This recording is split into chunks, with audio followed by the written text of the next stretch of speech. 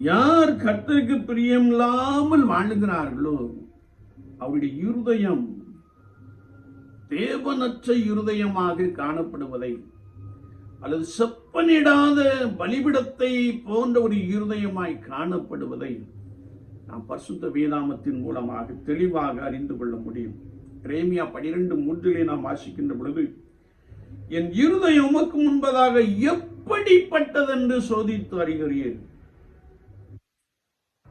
நீதிமொழிகள் 21:2 நாம் வாசிக்கிறோம், கர்த்தர் இருதயத்தை நிறுத்து பார்க்கிறார்.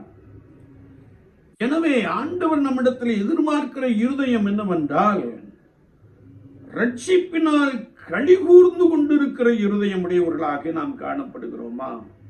உத்தம இருதயம் உடையவர்களாக காணப்படுகிறோமா? நல்ல இருதயம் உடையவர்களாக காணப்படுகிறோமா?